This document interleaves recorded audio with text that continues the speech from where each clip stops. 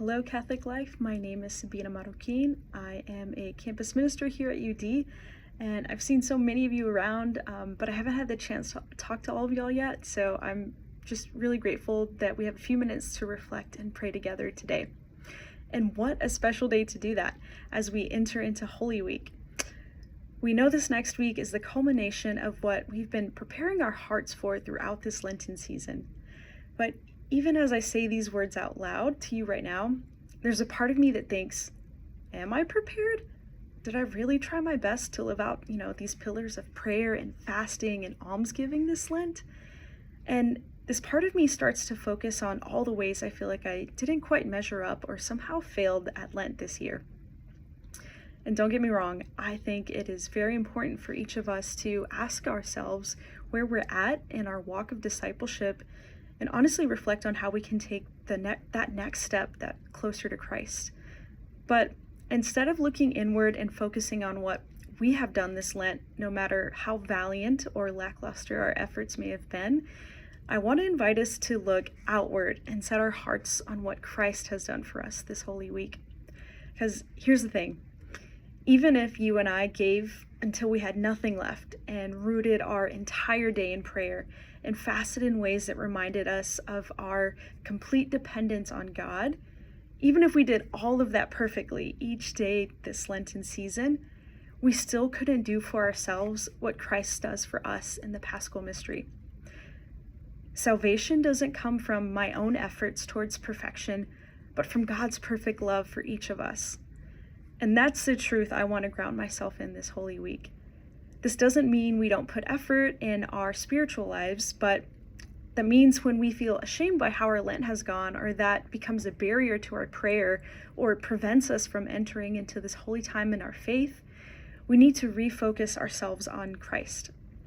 If we regret, if regret or scrupulosity just keeps coming in and distracting us, it can be difficult to keep our hearts open and prayerful.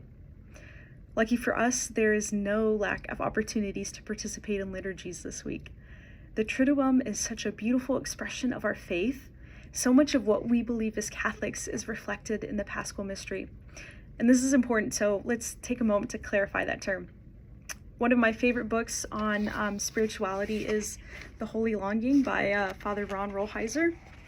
And in it, he writes, Christian spirituality does not apologize for the fact that within it, the most central of all mysteries is the Paschal one, the mystery of suffering, death, and transformation.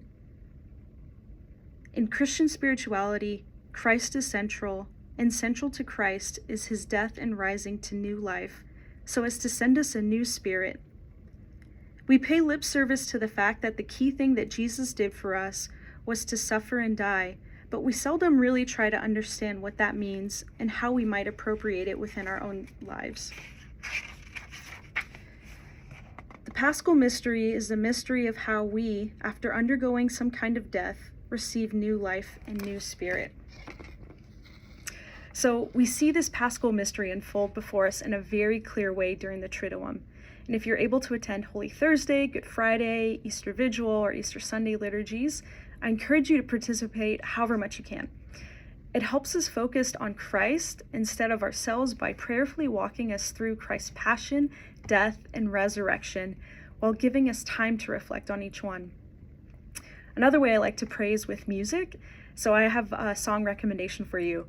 Belly of the Deepest Love by Towers is one of my favorite songs to listen to during Lent. The song is about Christ's death, and there are just so many good lyrics to pray with. I highly recommend, give it a listen. But the last lines are, I tried to get to you, but you came to me instead. With the dawn, the grave is gone. Oh, how you wish to be with me. And I'm always moved by those lyrics. They capture so succinctly what I'm trying to say in this reflection. Jesus always comes to us. Jesus longs to be with us more than anything.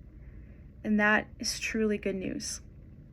Let's not lose sight of that this Holy Week.